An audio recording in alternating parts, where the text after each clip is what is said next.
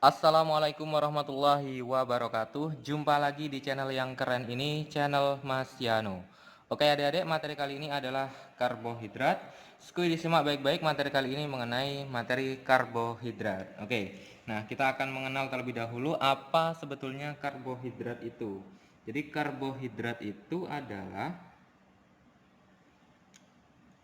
senyawa-senyawa fotosintesis tumbuhan yang memiliki klorofil.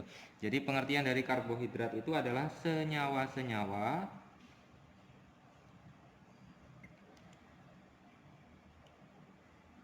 fotosintesis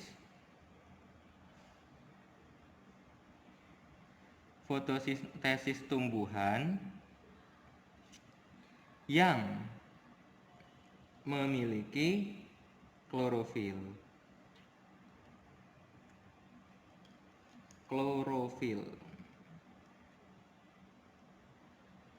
Nah, di mana karbohidrat itu memiliki rumus umum. Rumus umum kimianya adalah rumus umum Cn, C-nya sebanyak N, H2O sebanyak M. Ini adalah rumus umum yang dimiliki oleh karbohidrat. Jadi C-nya sebanyak N, ada H2O sebanyak M. Nah, kemudian karbohidrat ini sendiri merupakan polisakarida yang terbentuk dari monomer-monomer monosakarida yang bergabung melalui ikatan kovalen berupa ikatan glikosida dalam reaksi polimerisasi kondensasi. Mas Eno akan menuliskan karbohidrat itu merupakan polisakarida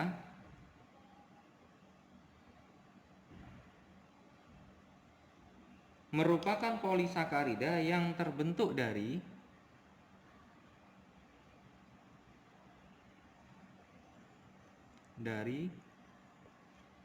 monomer-monomer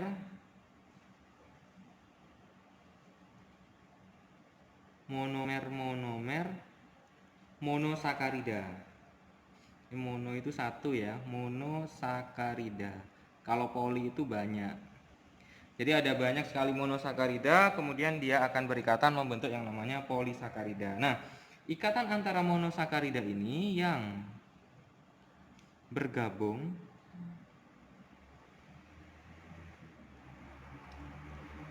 melalui ikatan kovalen. Jadi ikatannya adalah ikatan kovalen. Ikatannya berupa kita kenal nanti ikatan glikosida.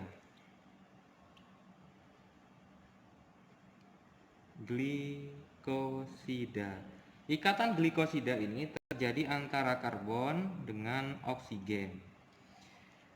Dalam reaksinya namanya adalah reaksi polimerisasi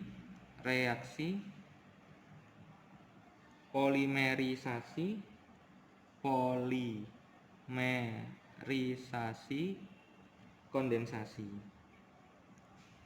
Oke. Nah, misalkan adik-adik Mas Yano di sini ada monosakarida. Jadi monosakarida itu misalkan Mas Yano akan menggambarkan ya. Oke. Nah, monosakarida itu berarti nanti di sini akan mengikat OH, di sini juga akan mengikat OH. Nah, ini ada banyak sekali monosakaridanya. Ada beberapa monosakarida.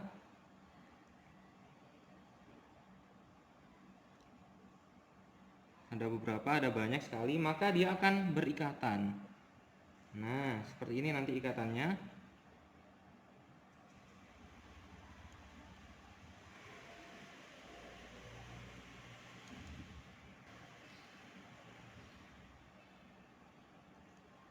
Oke. Nah, ikatannya nanti seperti ini. Nah, ikatan di sini, ikatan antara atom C dengan atom O di sini adalah ikatan glikosida.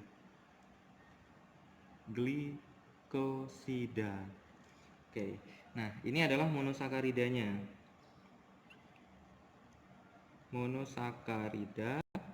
Ini juga monosakarida. Kalau ada 2 itu namanya adalah disakarida. Ya, kalau ada 2 namanya adalah disakarida. Kalau ada banyak berarti namanya adalah polisakarida. Tambah entah berapa ini nanti akan menjadi polisakarida plus H2O. Oke, inilah yang dinamakan sebagai reaksi polimerisasi kondensasi. Nah, kita akan mempelajari yang pertama adalah monosakarida terlebih dahulu adik-adik.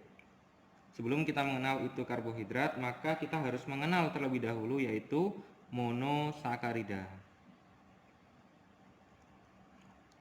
Apa sebetulnya monosakarida itu yang akan kita pelajari? Jadi monosakarida itu adalah bentuk paling sederhana dari karbohidrat yang mana tidak dapat terhidrolisis kembali karena dia paling sederhana sehingga tidak dapat dihidrolisis. Bentuk paling sederhana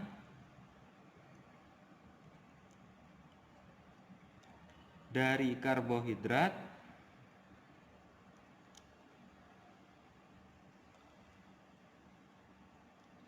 yang tidak dapat terhidrolisis lagi, yang tidak dapat terhidrolisis lagi. Oke. Nah, rumus umumnya untuk monosakarida itu adalah rumus umumnya adalah CH2O sebanyak N. Oke, Mas Yano akan menuliskan kira-kira ada apa saja yang harus kita pelajari dalam monosakarida ini. Nah, dalam monosakarida itu nanti punya ikatan yang namanya ikatan aldehid, adik-adik. Ikatan aldehid itu kan berarti ikatan antara COH, COH, ada COH. Nah, kemudian misalkan C-nya ada 3.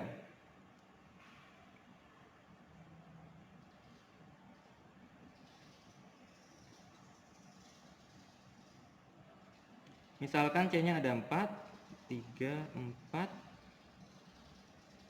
Sini ada H, sini ada H, dan di sini ada OH, sebelah kanannya ada OH, sini ada H, di sini ada H. Oke, nah kemudian di sini ada 5 misalkan C-nya. 3, 4, 5.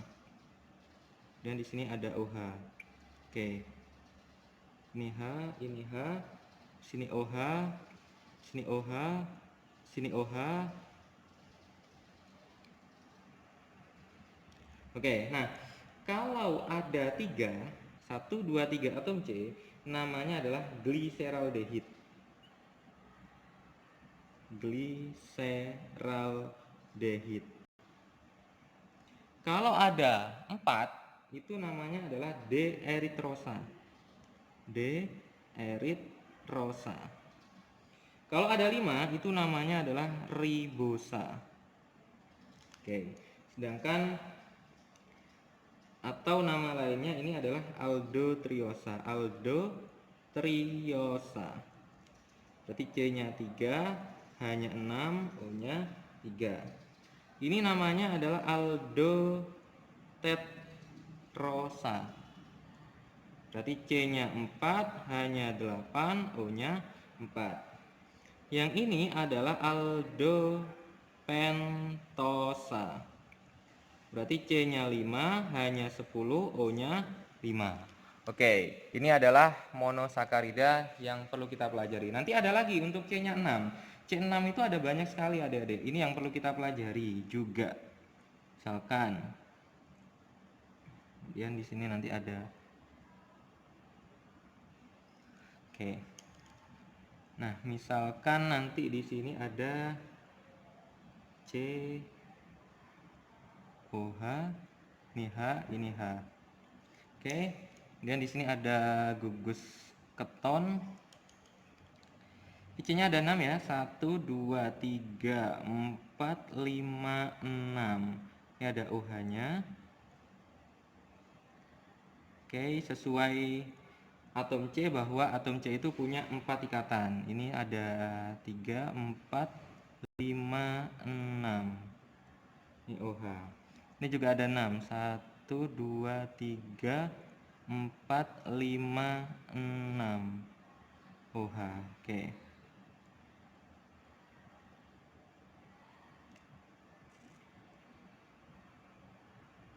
Oke. Nah, kalau OH-nya di sini, OH-nya di sini, ini kanan, berarti selain ini H. Jadi ini perbedaan letak H-nya adik-adik. Letak OH, letak gugus OH-nya. Jadi nanti bisa berbeda namanya. Ini ada OH di kiri, ini di kanan, ini juga di kanan.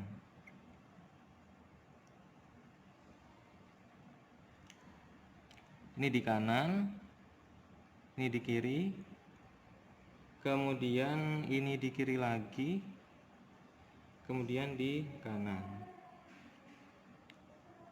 Nah, yang paling kiri ini namanya adalah glukosa. Nah, ini sering kali kita dengar ya, glukosa. Yang tengah ini namanya adalah fruktosa. Kalau yang paling kanan ini namanya adalah galaktosa. Ini adalah struktur yang sering kali kita kenal. Nah, ini nama lainnya adik-adik adalah aldo 6 itu heksosa. Berarti C6H12O6. Ini adalah ketoheksosa. Sama C6H12O6. Ini adalah aldo heksosa. Oke, C6H12O6. Jadi ini ada gugus ketonnya, ini ada gugus aldehidnya. Oke. Nah, sekarang yang kedua kita akan mempelajari yaitu disakarida. Kalau tadi sudah monosakarida, sekarang disakarida. Oke, pengertiannya terlebih dahulu dari disakarida. Disakarida itu adalah karbohidrat yang tersusun dari 2 monosakarida melalui reaksi kondensasi. Jadi karbohidrat yang tersusun dari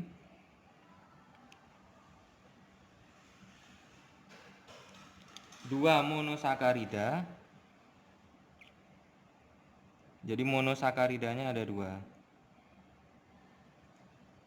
monosakarida melalui reaksi kondensasi.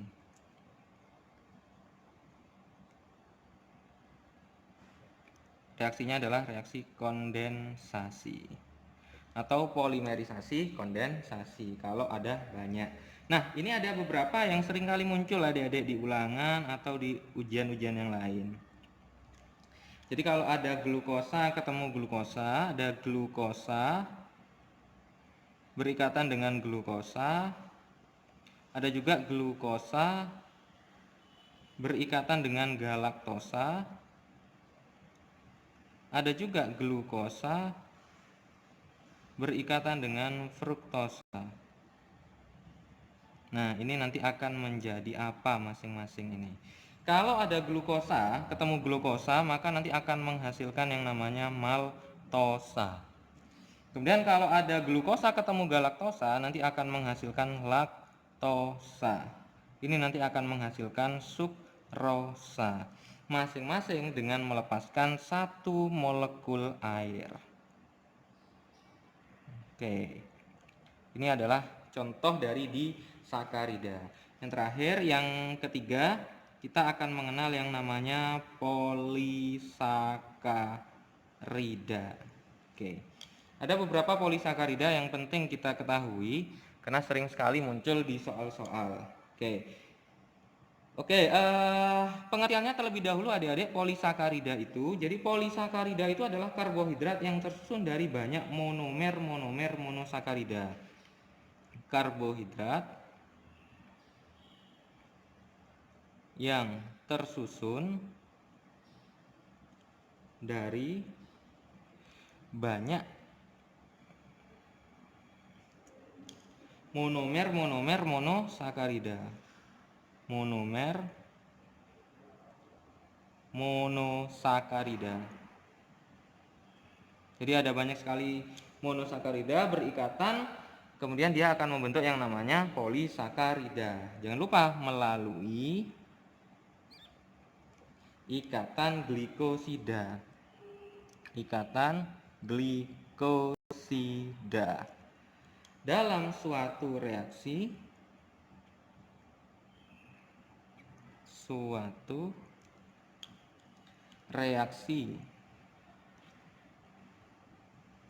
polimerisasi kondensasi. Oke, dalam suatu reaksi polimerisasi kondensasi. Nah, contohnya itu biasanya yang sering kali muncul itu yang paling penting adalah yang perlu dihafalkan itu ada 3 biasanya yang sering kali muncul. Ada selulosa, ada amilum, sama glikogen. Oke, inilah polisakarida yang sering kali muncul di soal-soal. Nah, sekarang kita akan mempelajari sifat-sifatnya. Sifat-sifat karbohidrat.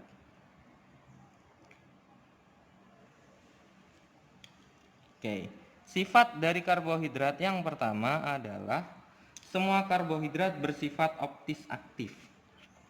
Jadi semua karbohidrat bersifat optis aktif. Jadi punya atom C chiral. Kalau bingung optis aktif, coba kalian lihat nanti di materi isomer senyawa turunan hidrokarbon. Oke, nah kemudian nanti sifat yang kedua adalah monosakarida dan disakarida itu rasanya manis dan larut dalam air. Untuk monosakarida dan disakarida rasanya manis dan larut dalam air. Manis dan larut dalam air.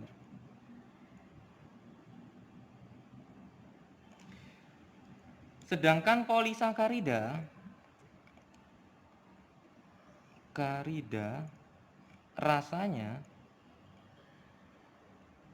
tawar dan tidak larut dalam air. Rasanya itu tawar dan tidak larut dalam air.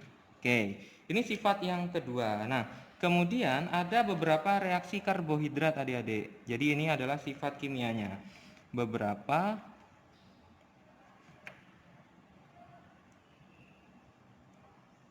reaksi karbohidrat. Oke. Jadi ada beberapa reaksi karbohidrat. Ada 3 reaksi yang penting sekali kita pelajari adik-adik. Jadi yang pertama ada reaksi hidrolisis. Kemudian yang kedua adalah reaksi fermentasi. Yang ketiga adalah dehidrasi. Untuk hidrolisis ini adalah apabila ada polisakarida itu dipecah, maka nanti dia akan membentuk yang namanya disakarida. Apabila dipecah kembali, maka nanti akan menghasilkan yang namanya monosakarida. Oke, ini adalah reaksi hidrolisis. Untuk fermentasi itu biasanya glukosa itu dipecah nanti akan menjadi etanol plus CO2. Kalau dehidrasi itu karbohidrat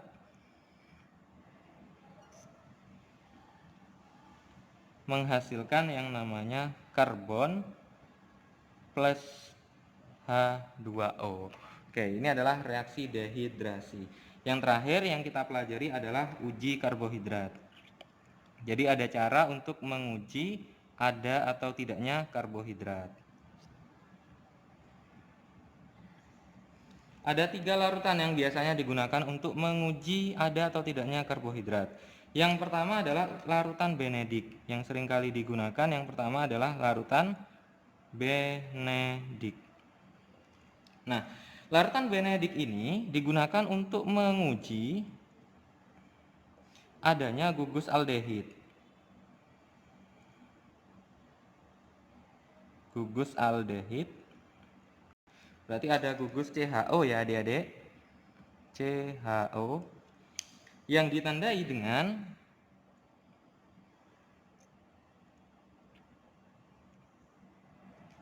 endapan merah bata. Endapan merah bata.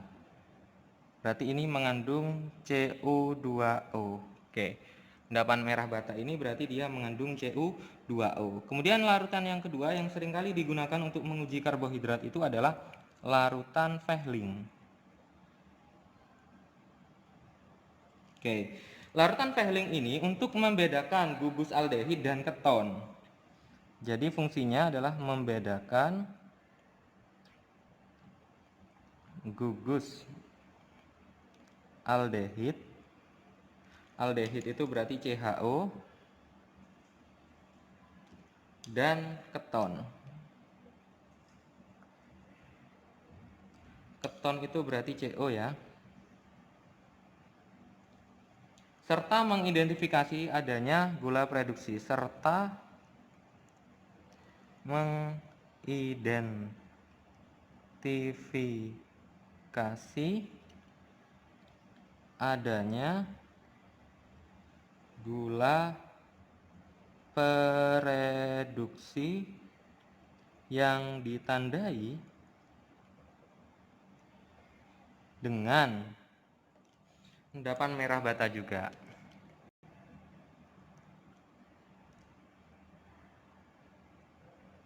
Endapan merah bata. Berarti kalau berwarna merah itu membentuk endapan merah bata itu berarti dia mengandung Cu2O. Oke, nah kemudian yang terakhir, larutan yang terakhir yang digunakan untuk menguji karbohidrat itu adalah larutan Tollens.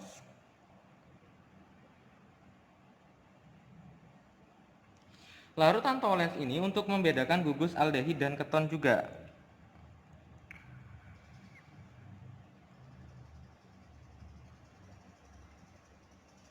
Aldehid. Gugus aldehid itu berarti dia mengandung gugus CHO dan keton. Keton, kalau keton berarti dia mengandung gugus karboksil atau CO. Yang ditandai dengan terbentuknya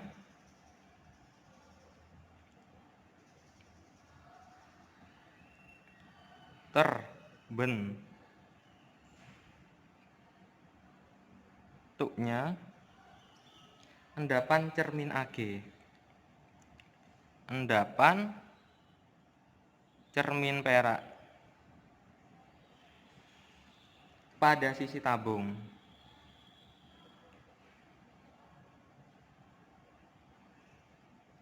Oke. Jadi ini adalah uji karbohidrat bisa menggunakan Benedik, Fehling, dan Tollens. Masing-masing menggunakan fungsi yang berbeda-beda. Oke adik-adik, sekian pembahasan video kali ini mengenai karbohidrat. Jika ada pertanyaan dari video ini, silakan bisa ditanyakan di kolom komentar ya adik-adik. Dan jika adik-adik suka dengan video ini, jangan lupa di like, subscribe, komen, and share videonya ya ke teman-temannya. Agar tidak ketinggalan video-video terbaru dari Mas Yano. Oke Mas Yano akhiri, wassalamualaikum warahmatullahi wabarakatuh.